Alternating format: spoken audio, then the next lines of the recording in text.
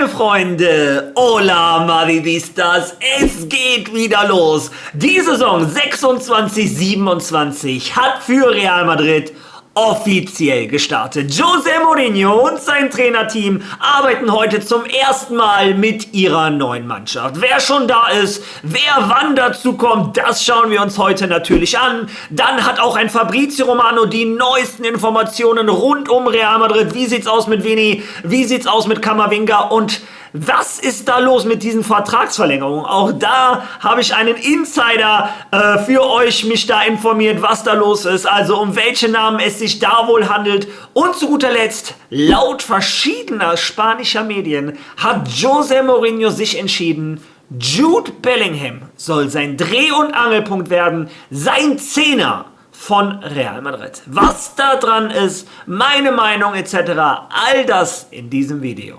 Viel Spaß dabei.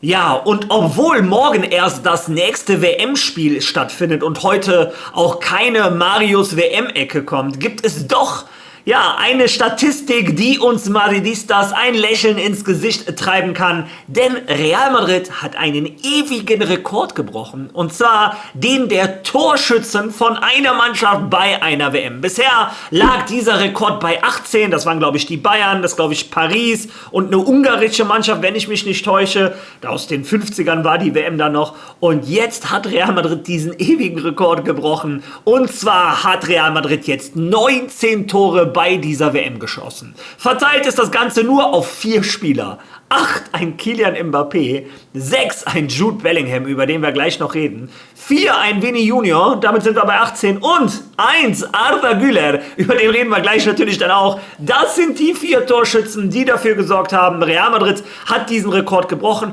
und noch sind ja einige Madrid-Spieler im Rennen. Vielleicht können die sich ja sogar einen Vorsprung, einen Puffer für die nächste WM rausschießen. Auf jeden Fall war das ein interessanter Fakt, den ich mit euch teilen wollte. Aber jetzt kommen wir Vollgas zu Real Madrid, und ihr seht hier die ersten Spieler, die heute zum Training von Real Madrid erschienen sind. Der erste, ein Raúl Asensio, der anscheinend um seinen Platz im Kader von Real Madrid kämpfen möchte. Kurz danach, 2-3 Minuten, Trent Alexander-Arnold, Gonzalo etc.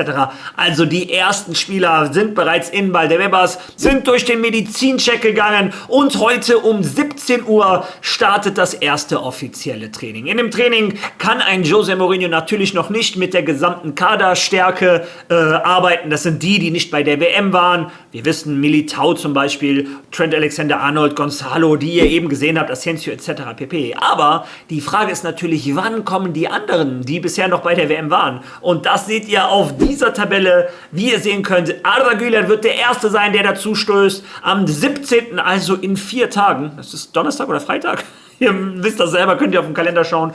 Kurz danach Valverde, am 18. Rüdiger, Dumfries, Vinicius, Endrick, Bernardo Silva. Das hat Real Madrid ganz fair verteilt. Die schauen ganz genau, wann ist einer rausgeflogen, und ab dann hast du 4 Wochen Urlaub, und dann kommst du bitte zurück nach Valdebebas, und deshalb in dem Fall wird Arda Güler der Erste sein, der zur Mannschaft dazu stößt, dann Valverde, Rüdiger etc. pp. Falls ihr einen Lieblingsspieler habt, könnt ihr da schauen, wann er zurück zu Real Madrid kommt. Ja, und wenn wir uns schon mal über Spieler unterhalten, die zu Real Madrid zurückkehren, müssen wir uns auch über die Spieler unterhalten, hinter deren Zukunft so ein Fragezeichen ist. Wie geht es weiter mit denen? Und vor allem, wie sieht es aus mit den Vertragsverlängerungen, über die ich letzte Woche mit euch geredet hatte? Und ich würde vorschlagen, ein Fabrizio Romano hat das sehr gut zusammengefasst. Hören wir rein, was der Italiener gesagt hat. Wir müssen generell über Real Madrid sprechen, über die Flügelspieler und allgemein. Flügelspieler Vinicius Junior. Zu Vinicius Junior gibt es viele Fragen. Lassen Sie mich eines klarstellen. Zunächst einmal, als ich euch im letzten Video gesagt habe, dass Aurelien Tchouaméni bereits einen neuen Vertrag bei Real Madrid unterschrieben hat und dass es noch mehr Spieler geben wird, mindestens ein weiterer Spieler wird ganz sicher bald einen neuen Vertrag unterschreiben, da habe ich nicht von Vinicius gesprochen. Vinicius ist ein separater Fall, auch weil ich euch in demselben Video von dieser Geschichte erzählt habe und Vinicius als eigenen Fall erwähnt habe. Wenn es um Vinicius gegangen wäre, hätte ich Vinicius direkt erwähnt. In diesem Fall handelt es sich um eine andere Geschichte. Real Madrid arbeitet also weiterhin an einer weiteren wichtigen Vertragsverlängerung. Aber darüber werde ich zum richtigen Zeitpunkt sprechen. Bezüglich Vinicius Junior wird es Gespräche mit seinen Beratern geben. Real Madrid möchte die Situation in diesem Sommer so schnell wie möglich klären. Ich habe euch schon vor 2 Wochen davon erzählt, als Vinicius noch bei der Weltmeisterschaft mit Brasilien war, und das bleibt weiterhin der Wunsch des Vereins. Real Madrid möchte die Vertragssituation von Vinicius diesen Sommer klären. Real Madrid will nicht in den November, Dezember, Januar oder Februar gehen, während Vinicius nur noch ein Jahr Vertrag hat. Medienberichte, Zeitungsgerüchte, eine Situation, die gefährlich werden könnte, wenn es darum geht, den Spieler ablösefrei zu verlieren. Deshalb will Real Madrid gar nicht erst in so eine Spirale geraten. Real Madrid möchte die Situation so schnell wie möglich klären, möchte die Situation in den nächsten Wochen mit Vinicius Junior klären. Ich habe euch gesagt, dass Vinicius bleiben möchte und Real Madrid Vinicius behalten will. Das ist nichts Neues. Ich habe euch das immer gesagt, dass Florentino Perez sich dafür einsetzt, dass Vinicius langfristig Teil des Real Madrid-Projekts bleibt. Aber es ist wichtig, wirklich wichtig zu erwähnen, dass es eine finanzielle Diskussion gibt. Jetzt müssen sie also eine Einigung über die Zahlen, den Vertrag, das Gehalt finden. Diese Dinge sind wichtig zu verstehen, wichtig zu begreifen. Darum geht es. Das Gehalt ist der entscheidende Punkt in den Verhandlungen um Vinicius Junior. Die Gespräche werden also weitergehen, aber der neue Vertrag, von dem ich gesprochen habe, der nach Tchouaméni 2031 bei Real Madrid passieren wird, war nicht für Vini.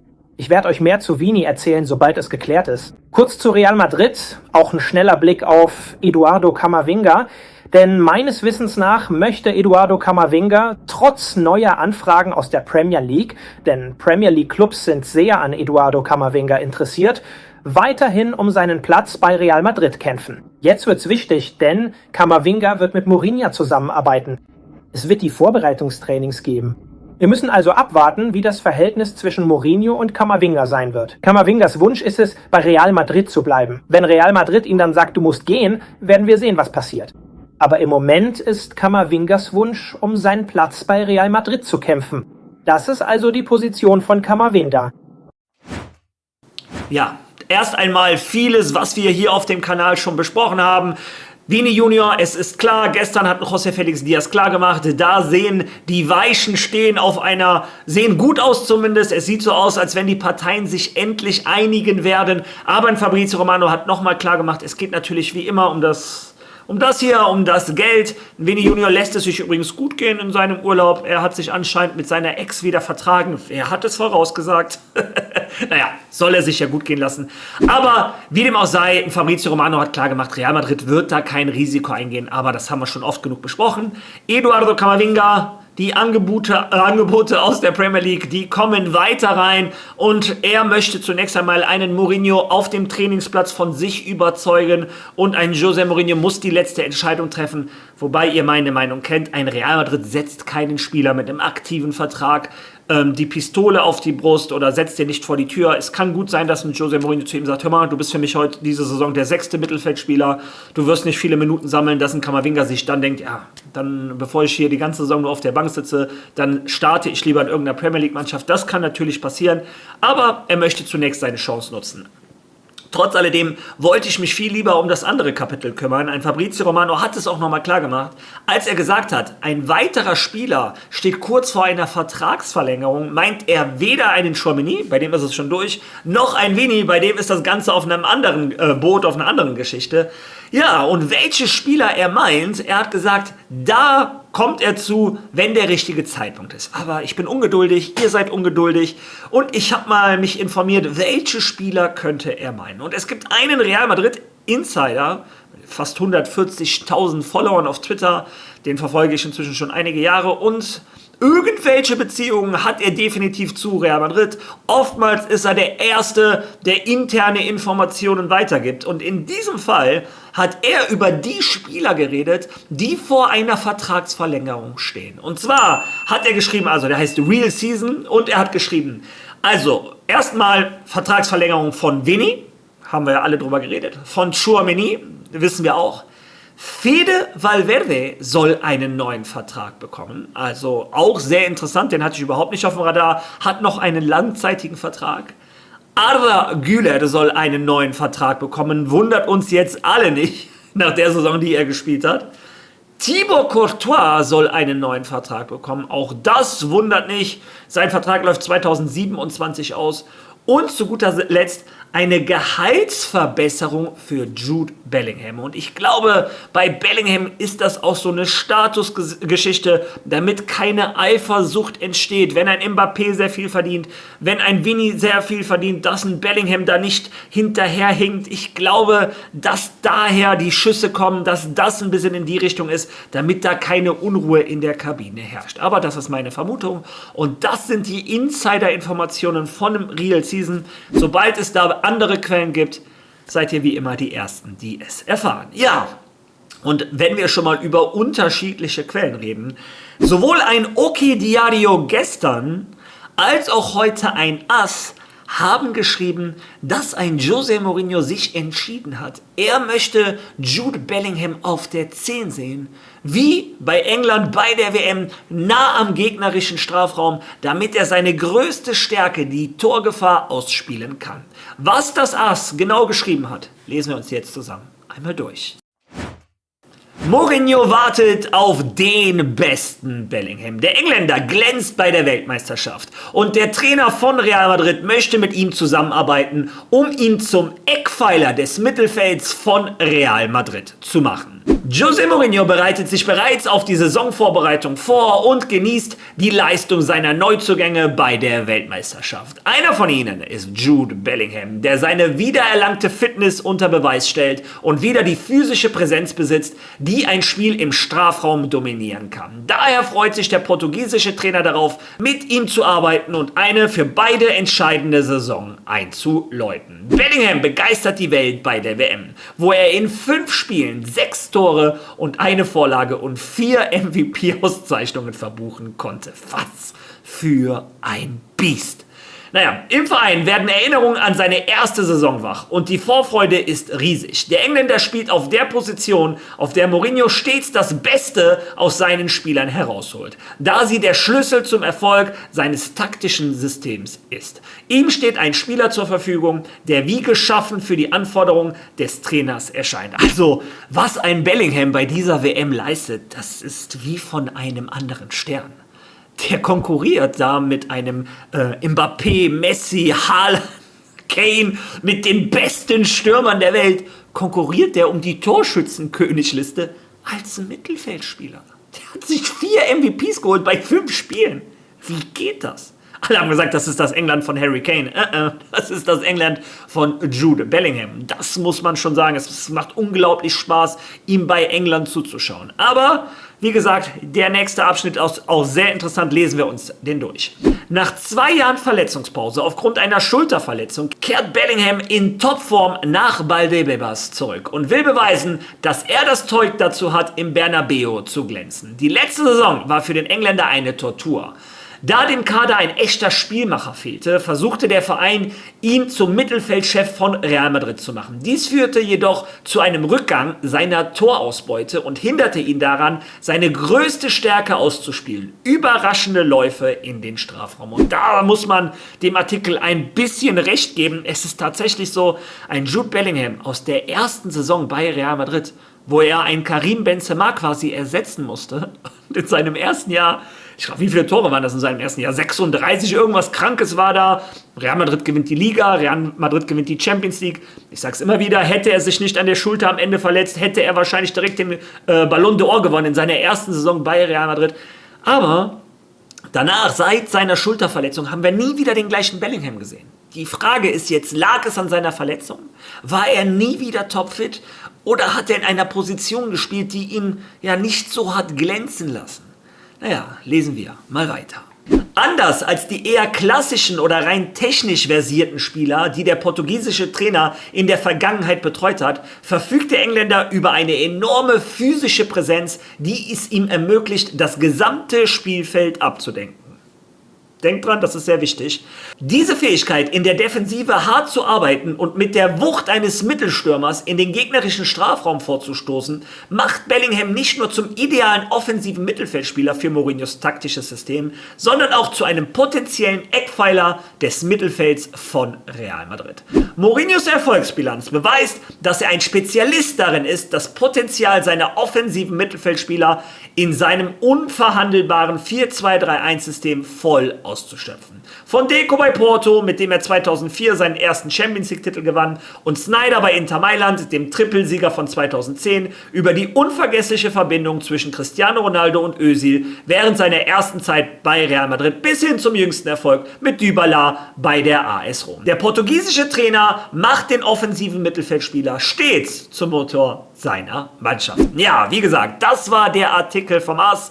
Laut dem AS und OK Diario hätte José Mourinho die Entscheidung getroffen. Er möchte den England Bellingham auch bei Real Madrid sehen, in der Nähe vom 16er, um seine großen Stärken zu zeigen. Und jetzt kommen meine persönlichen Gedanken dazu. Eure Gedanken dazu würde ich sehr gerne in den Kommentaren lesen, weil ich weiß, das wird für einigen Gesprächsstoff sorgen. Ja, fangen wir aber zunächst einmal damit an, dass ich mich frage, woher wollen Sie diese Information haben? Ich kann mir nicht vorstellen, dass ein José Mourinho mit seinen taktischen Plänen hausieren geht von einer Zeitung zur anderen und denen sagt, was er vorhat. Dazu hat man ja noch nicht mal eine Trainingseinheit mit dem gesamten Kader gesehen, wo man denken kann, der stellt bei jedem Training Bellingham auf die 10. Also ich frage mich, oder so wie ich einen José Mourinho kenne, glaube ich nicht, dass das ein Trainer ist, der seine Taktikpläne an die Zeitungen verrät. Fangen wir erstmal damit an. Und kommen wir dann zum zweiten Thema oder zu meinem Gedankengang. Was ist der große Unterschied zwischen England und Real Madrid? Meiner Meinung nach der Stürmer, mit dem ein Jude Bellingham zusammenspielt. In seiner ersten Saison vor seiner Schulterverletzung waren die beiden Stürmer Rodrigo und Vini. Also auch keine Stürmer, die eine große Strafraumbesetzung hatten. Ein Vini war eher weiter links, ein Rodrigo ein bisschen weiter rechts. Ein Bellingham konnte immer wieder in diesen Strafraum kommen, in die Räume, die frei waren, weil keiner diese Räume besetzt haben. Und genau das sieht man ja bei England auch. Ein Harry Kane erinnert vom Fußball her sehr an einen Karim Benzema. Deshalb wollte ich ihn damals unbedingt bei Real Madrid haben, als Benzema gegangen ist. Ein Harry Kane, das sieht man bei den Bayern, das sieht man in England, ist ein Stürmer, der sich fallen lässt. Der dann den Ball verteilt auf seine Außenstürmer. Wie ein Benzema das damals für Ronaldo und Bale gemacht hat, so macht das ein Harry Kane, in diesem Fall für Gordon oder Rashford oder ein Saka etc. oder eben auch für einen Jude Bellingham. Der kann diese Räume, die ein Harry Kane schafft, natürlich super nutzen. Aber bei Real Madrid spielen wir nun mal nicht mit einem Benzema, Harry Kane etc. Unser Stürmer ist ein Kylian Mbappé und daran wird sich so schnell nichts ändern. Und auch wenn ein Mbappé ist jetzt auch kein typischer Strafraumstürmer, der im Elfer steht und jeden Ball reinköpft, also überhaupt nicht. Aber wo steht ein Mbappé? Immer 20 Meter, 17 Meter, 18, 16 Meter vom Tor. Und was macht er? Er macht genau diese Tiefenläufe hinter die Abwehrreihe, die ein Bellingham so gerne macht. Und deshalb sind die Räume, die ein Bellingham sucht, meistens von einem Mbappé schon besetzt. Ich meine, wie oft haben wir in dieser Saison gesagt, ein Bellingham, ein Mbappé, die stehen sich auf den Füßen, manchmal auch noch ein Vini dazu, der ja auch noch von links auch gerne da noch reinläuft. Ja, und es ist ja nicht so, als wenn ein Bellingham in den letzten 2 Jahren keinmal auf der 10 gespielt hätte. Ich meine, ein Arda Güler hat diese Saison angefangen auf der 10 zu spielen, Anfang der Saison, wo es so gut geklappt hat. Aber die gesamte letzte Saison etc. hat er ja auf der 10 gespielt, unter Carlo Ancelotti. Und schon da hat es nicht funktioniert, weil das nun mal Spielertypen sind, die sich die gleichen Räume besetzen wollen. Und daher denke ich, dass diese Aufstellung meiner Meinung nach schon in der Vergangenheit keinen Erfolg gebracht hat. Und ein Bellingham, das habe ich eben gesagt, aufpassen, was hier gerade steht. Er hat ja bewiesen, er hat ja auch noch ganz viele andere Stärken. Vielleicht ist seine größte Stärke im 16er aufzutauchen. Aber das kann er hier und da auch machen, wenn er auf der 8 spielt. Und eben haben wir noch gelesen, seine physische Präsenz erlaubt es ihm, auch in der Defensive die Zweikämpfe zu gewinnen. Und was beweist ein Mbappé? Was braucht er, wenn der diese tiefen Läufe macht? Das sieht man bei der französischen Nationalmannschaft mit Olysée. Das hat man am Anfang der Saison bei Real Madrid mit einem Arda Güler gesehen. Er braucht jemanden, der ihm diesen Stecker durchstecken kann. Diesen perfekten, millimetergenauen Pass vom perfekten Timing. Und das ist nun mal nicht die größte Stärke von Jude Bellingham. Ein Bellingham ist, wie gesagt, ein absoluter Weltklasse, physisches Monster, hinten eine Maschine, vorne eine Maschine, 10 von 10 Spieler, ein Mittelfeldspieler, der die nächsten 10 Jahre den Fußball dominieren kann. aber meiner Meinung nach nicht der richtige Zehner, wenn der Stürmer Kylian Mbappé ist. Wenn Real Madrid sich jetzt entscheidet, wir verkaufen einen Kylian Mbappé, wir holen einen Harry Kane, wir holen einen Stürmertypen, der rauskommt, damit ein Bellingham, ja, dann gehört er auf die 10. Aber ich sehe das bei Real Madrid nicht. Kylian Mbappé ist gesetzt, ist unser Go-To-Guy, ist unser Mittelstürmer. Und solange er der Stürmer von Madrid ist, finde ich, hinter ihn auf die 10 gehört der Spieler, der ihn so gut versteht wie kein anderer bei Real Madrid, ein Arda Güler. Das ist meine persönliche Meinung. Und ich bin gespannt, was eure Meinung dazu ist. Zu dieser Angelegenheit, wer ist für euch der Zehner von Real Madrid?